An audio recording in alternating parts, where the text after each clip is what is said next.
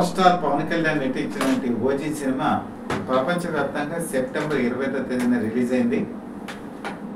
పవన్ కళ్యాణ్ సినిమాలన్నీ ఒక ఎత్తు, ఓజీ సినిమా ఒక ఎత్తు. పవన్ కళ్యాణ్ పేరు సినిమా వరకు అట్రాక్ట్ చేసిన, సినిమా థియేటర్కి లోపలికి రప్పించిన, లోపలికి వెళ్ళిన తర్వాత దర్శకుడు సుజిత్ చూపించినటువంటి అద్భుత ప్రయోగాలు ఈ సినిమాని ఎక్కడికో తీసుకెళ్ళిపోయాయి. ఈ సినిమా మొత్తం సీన్స్ కనుక చూసుకుంటే అద్భుతంగా వచ్చాయి. ఫస్ట్ హాఫ్ కథనం కనుక చూసుకుంటే కథనం చాలా బాగుంది. ఒక విధంగా చెప్పాలంటే ఇలాంటి సినిమాలు ఎన్నో వచ్చాయి తెలుగులో. తమిళంలోంచి వచ్చినటువంటి నాయకుడి సినిమా, అలాగే గాడ్ ఫాదర్ ఇన్స్పిరేషన్తో వచ్చినటువంటి నేటి సిద్ధార్థ, మరో పక్కన చూసుకుంటే డాన్ సినిమా, దాని తెలుగులో యుగంధర్ అని చెప్పి వచ్చింది అనుకోండి. ఇలాగా చాలా సినిమాలు వచ్చాయి. ఇందులో కూడా ప్రత్యేకత అంటూ ఏమీ లేదు. కథనం చాలా బాగుంది, తీసే విధానం బాగుంది. ముఖ్యంగా పవన్ కళ్యాణ్ చాలా యంగ్గా ఒక డైనమిక్ లుక్లో కనిపించడం ఈ సినిమాలో ఒక ప్రత్యేకత.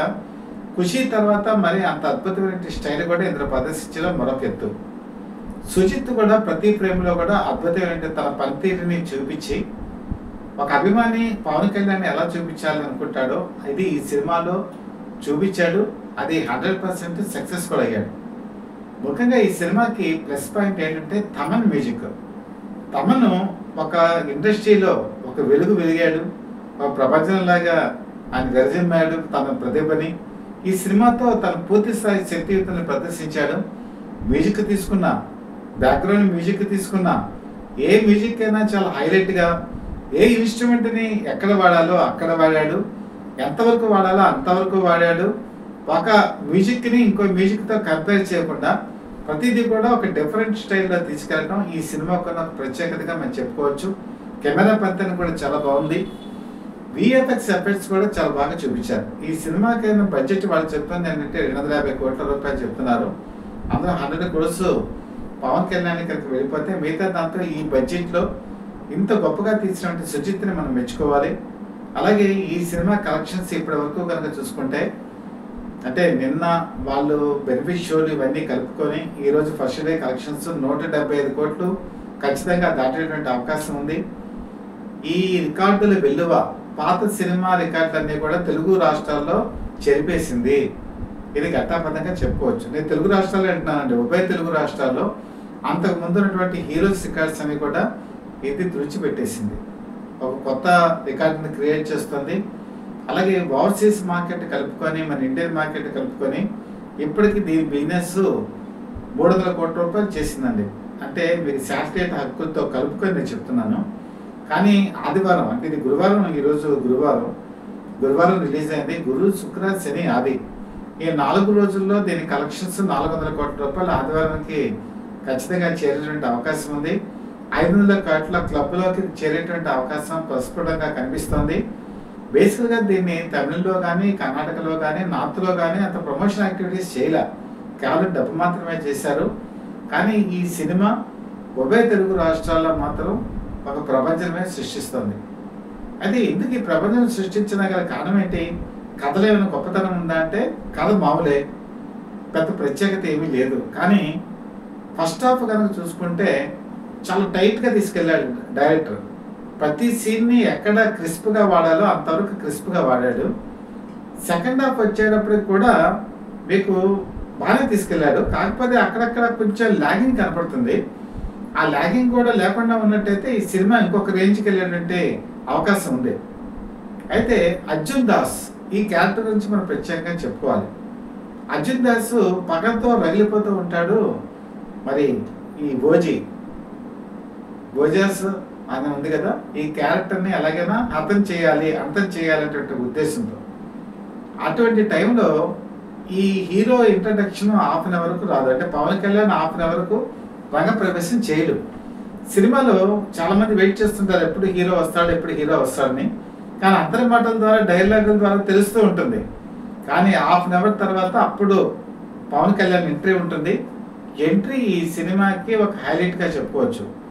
పవన్ కళ్యాణ్ ఎంట్రీ అయినప్పుడు అర్జున్ దాస్ అతనితోనే తలపడతాడు. అతను చెప్పేటువంటి అవకాశం ఎదురు చూస్తుంటాడు కదా. ఆ ఇంట్రడక్షన్ ఫైట్ ఈ సినిమాకి ఒక హైలైట్, ఒక ప్లస్ పాయింట్ అని చెప్పుకోవచ్చు. సినిమాలో ఉండేటువంటి పవన్ కళ్యాణ్ అభిమానులందరూ కూడా ఒక్కసారి స్టన్ అయిపోయారు. ఆ ఇంట్రడక్షన్ ఫైటే ఆ క్లైమాక్స్ కన్నా కూడా చాలా అద్భుతంగా తీశారు ఇందులో. దాంతో ఒక్కసారి ప్రేక్షకులు స్టన్ అయిపోయారు.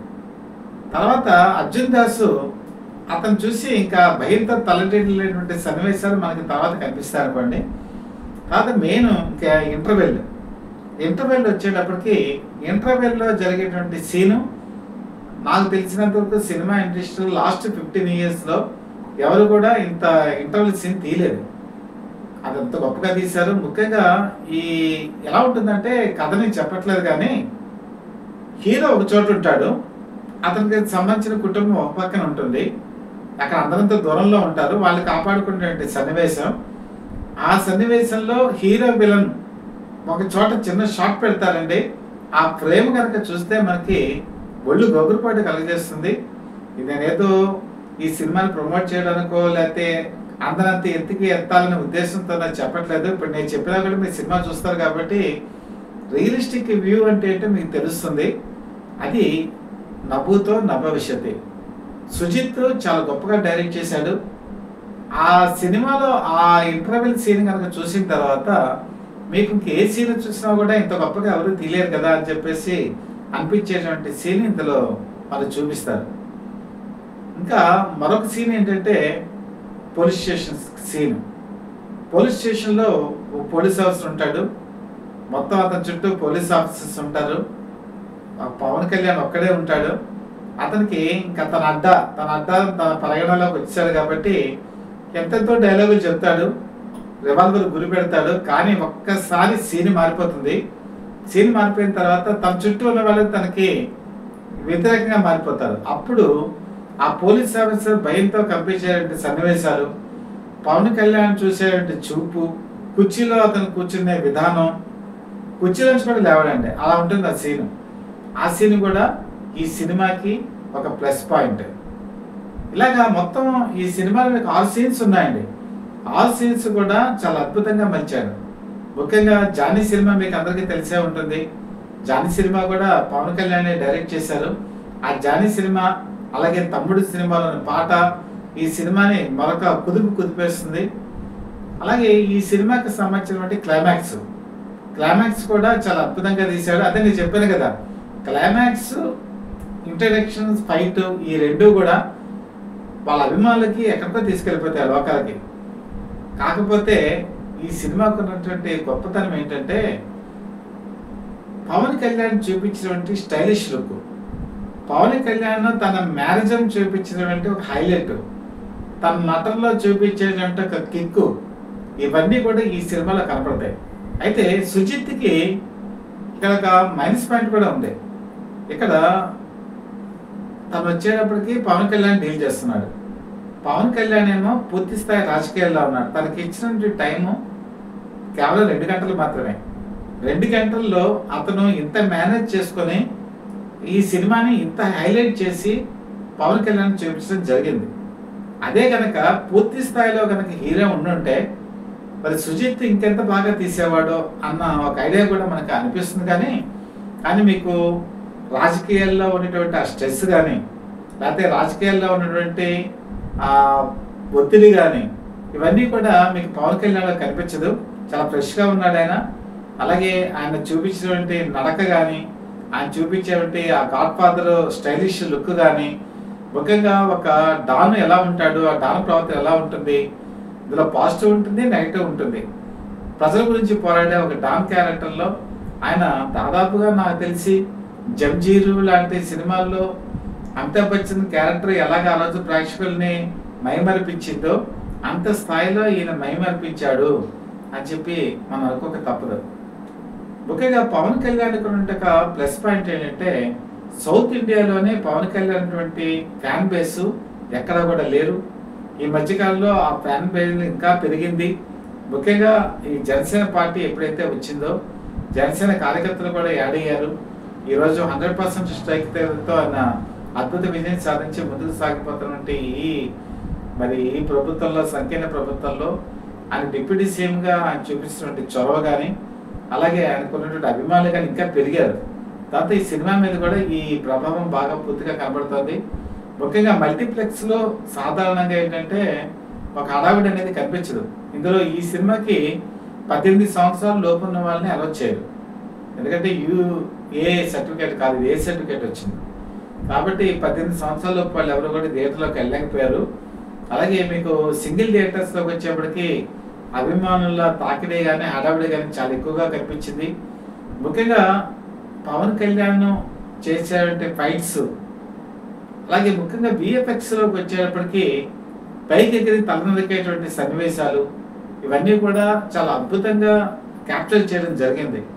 అలాగే ఈ సినిమాకి మిగతా ప్లస్ పాయింట్స్ ఏంటంటే ప్రతి ఒక్కళ్ళు కూడా తమ పాత్ర పరిధి మేరకు నటించారు. శ్రేయారెడ్డి కూడా ఒక మంచి క్యారెక్టర్ని పోషించారు. అప్పుడు అంతకుముందు సవాల్ అనేటువంటి సినిమాలో కూడా నటించారు. మరి ప్రకాష్ రాజ్ చాలా కాలం తర్వాత ఈ మధ్య సినిమాలు తగ్గుతున్నాయి, మళ్ళీ ఈ సినిమాలో కూడా ఒక మంచి క్యారెక్టర్తో ఆయన కనిపించడం కూడా ఒక విశేషం. ఇమ్రాన్ హష్మీ కూడా తన పాత్ర పరిధి మేరకు అద్భుతంగా నటించారు. ఇలా మీకు ప్రతి ఫ్రేమ్లో కూడా ఎక్కడా బోరు కొట్టకుండా అతను తీసుకెళ్ళాడు. కాకపోతే సుజిత్ ఇంకొక ప్రయోగం కూడా చేస్తుంటే బాగుండేది. అకీరా గురించి ఈ మధ్యకాలంలో చాలా బాగా ప్రచారం జరుగుతుంది. అకీరా పవన్ కళ్యాణ్ వారసుడిగా వస్తాడు ఖచ్చితంగా. మరి నెక్స్ట్ జనరేషన్లో అతనే మంచి హీరోగా వెలుగొందుతాడని చెప్పి ఒక విధంగా పవన్ కళ్యాణ్ వారసుల గురించి అభిమానులందరూ కూడా ఆతృతగా ఎదురు చూస్తున్నారు. ఈ సినిమాలో మీకు కనుక చూసుకుంటే ఈ ఓజీ క్యారెక్టర్ చిన్నప్పటి వేషం ఒక కుర్రాడు వేశాడు. ఇతను ఒక 5-10 నిమిషాలు ఫస్ట్ హాఫ్లో కనబడతాడు, మధ్యలో కూడా మీకు ఆ ఫోటో కనబడుతూ ఉంటుంది. ఇతను చేసినటువంటి ఫైట్స్ కూడా ఈ సినిమాలో ఒక ప్లస్ పాయింట్. కాకపోతే ఈ క్యారెక్టర్ కనుక అకీరాని కనుక పెట్టుంటే అకీరాకి కూడా ఒక ప్లస్ పాయింట్ అయి ఉండేది. ప్లస్ అభిమానులందరూ కూడా ఆశించారు పవన్ కళ్యాణ్ కుమారుడు అకీరా కూడా ఈ సినిమాలో నటిస్తారని. మరి సుజిత్ కొద్దిగా ఆలోచించి అకీరానే పెట్టి ఈ సీన్స్ కనుక తీసుంటే ఇంకా బాగా వచ్చేదేమో, సినిమా ఇంకా బాగా ఆకట్టుకునేదేమో, మరొక హై లెవెల్కి వెళ్ళేదేమో అని చెప్పేసి నాకైతే అనిపించింది. ఏదేమైనా సరే సుజిత్కున్న పరిమితుల మేరకు ఈ పవర్ స్టార్ పవన్ కళ్యాణ్ నటని పూర్తిగా ఎక్స్ట్రాక్ట్ చేసుకోవడం జరిగింది. ఇంతవరకు పవన్ కళ్యాణ్ చేసినటువంటి సినిమాలను ఒక ఎత్తు అయితే ఈ సినిమా మరొక ఎత్తుగా మనం భావించాలి. అన్ని సినిమాలు ఒక పక్కన అయితే తన సినిమాలు ఇది ఖచ్చితంగా మరొక లెవెల్కి తీసుకెళ్ళినటువంటి సినిమా. మధ్యలో కూడా పవన్ కళ్యాణ్ చేసిన ఒక మిస్టేక్ ఏంటంటే రీమేక్ వైపు వెళ్ళాడు. ఆయన రీమేక్లు తీసుకొని దాన్ని తెలుగు నేటివిటీకి మార్చి చేయడం వల్ల పవన్ కళ్యాణ్కి కొంత హైప్ రాలేదు. కానీ ఇది పూర్తి స్థాయిలో హైప్ తీసుకొచ్చారు. ముఖ్యంగా జపాన్కి సంబంధించినటువంటి సీన్తో స్టార్ట్ అవుతుంది ఈ సినిమా. అది మీకు మధ్యలో అక్కడ కనపడదు, మళ్ళీ మీకు ఎండింగ్ వచ్చేటప్పటికి దానికి సంబంధించినటువంటి ఒక సీక్వెన్స్ మనకు కనపడుతుంది. దాంతో ముఖ్యంగా ఈ సినిమాకి సంబంధించి ఓజీ 2 కూడా ఉండబోతోందా అని చెప్పేసి ఒక ఆలోచన అయితే ఉంటుంది. కానీ నాకు తెలిసినంత వరకు ఓజీ 2 ఉంటుంది, కానీ 2029 వరకు అవకాశం ఉండకపోయి ఉండొచ్చు. 2029లో మళ్ళీ జనరల్ ఎలక్షన్స్ వస్తాయి. 2029 తర్వాత ఏమైనా మరి పవర్ స్టార్ ఆ పాత్ర చేయాలి, లేదు అంటే మరి వాళ్ళ అబ్బాయి ఏమైనా చేసేంత అవకాశాలు ఉన్నాయా? ఏది ఏమైనా సరే ఒక అద్భుత విజయం అయితే పవన్ కళ్యాణ్ దోసిట్లోకి వచ్చింది. అది కనీ విని ఎరగనిది. ఉభయ తెలుగు రాష్ట్రాల్లో 500 కోట్ల క్లబ్కి ఖచ్చితంగా వెళ్ళేటువంటి అవకాశం ఈ ఓజీ సినిమా స్పష్టంగా కనిపిస్తోంది. అభిమానుల ఆనందానికి అవధులు లేవు. తమ స్క్రీన్ మీద తమ అభిమాన హీరోని ఎలా చూసుకోవాలో వాళ్ళు ఏది ఊహించుకున్నారో అవన్నీ కూడా ఇక్కడ ఆయన పంచిపెట్టడం జరిగింది. మొట్టమొదటి నుంచి చివరి వరకు కూడా మరి అభిమానులు ఎవరు కూడా ఊపిరి సలపకుండా చూసినటువంటి ఈ సినిమా భవిష్యత్తులో తెలుగు సినిమా ఇండస్ట్రీకి ఒక జయకేతనంగా మనం భావించవచ్చు. ఈ మధ్యకాలంలో అంటే దాదాపు జనవరి 2025 సంవత్సరం నుంచి చాలా తెలుగు సినిమాలు రిలీజ్ అయ్యాయి. ఆ సినిమాలన్నింటినీ కూడా ఒక హైప్కి తీసుకెళ్ళి ఒక కొత్త రోడ్కి తీసుకెళ్ళినటువంటి సుజిత్ రాబోయే కాలంలో ఖచ్చితంగా మరిన్ని గొప్ప చిత్రాలు తీయబోతాడు. తెలుగు ఖ్యాతినైతే మరి వెలిగిస్తాడని చెప్పి ఖచ్చితంగా నమ్మచ్చు. మరి ఒక విధంగా చెప్పాలంటే దసరా వచ్చేసింది. అలాగే పవర్ స్టార్ అభిమానులకు కూడా దసరా వచ్చేసింది. ముఖ్యంగా ఇది ఒక కొత్త సాంప్రదాయాన్ని కూడా నెలకొల్పింది. టికెట్స్ మొట్టమొదట వేలం వేసి ఒక పెద్ద రేటుకి అమ్మటం కూడా ఈ సినిమాతోనే స్టార్ట్ అయింది. బహుశా మిగతా హీరోల అభిమానులు కూడా వచ్చే సినిమాలప్పుడు కూడా ఇలాంటి సాంప్రదాయం మరింత కంటిన్యూ అయ్యేటువంటి అవకాశాలు కూడా ఉన్నాయి. కాబట్టి పవర్ స్టార్ పవన్ కళ్యాణ్ ఎప్పుడు గుర్తుంచుకునేటువంటి ఒక మధురమైన చిత్రంగా ఓజీ నిలిచిపోతుంది. ఓజీ మాత్రం మొత్తం ఉభయ తెలుగు రాష్ట్రాల్లో ఎవరైతే ప్రజలు దసరాని ఎక్స్పెక్ట్ చేశారో ఆ దసరా అనుభవాలు, ఆ దసరా ఆనందాలు ప్రతి ఇంటికి కూడా తీసుకొచ్చిందని చెప్పి సగర్వంగా చెప్పుకోవచ్చు. సత్యాబద్ధ పీపుల్ లైవ్ టీవీ ఇప్పటి వరకు చేసిన విశ్లేషణలు ఏవైనా సరే 100% యాక్యురసీగా చేసినవే. చెప్పింది ఏది కూడా తప్పు కాలేదు, కరెక్ట్గా చెప్పింది. నేను మరొకసారి చెప్తున్నాను, ఈ సినిమా అతి కొద్ది కాలంలో 500 కోట్ల క్లబ్కి వెళ్ళబోతోంది. మీరు కావాలంటే ఈ వీడియోని రికార్డ్ చేసుకోండి, రికార్డ్ చేసి దాచుకోండి. మళ్ళీ 500 కోట్లు క్లబ్కి చేరిన తర్వాత మరొకసారి చూసుకోండి. మీ విలువైన ఆదరాభిమానం పొందుతున్న సత్యవ్రత లైవ్ టీవీ మిమ్మల్ని ఒకటే కోరుకుంటుంది. మీకు కనుక కంటెంట్ నచ్చినట్టయితే లైక్ చేయండి. ఎందుకు నచ్చిందో లైక్ చేసిన తర్వాత కామెంట్స్ రూపంలో నాకు తెలియచేయండి. ఒకవేళ నచ్చలేదు అనుకోండి, దాన్ని కూడా కామెంట్స్ రూపంలో నాకు తెలియచేయండి. ముఖ్యంగా ప్రతి ఛానల్కి కూడా సబ్స్క్రైబర్స్ చాలా అవసరం.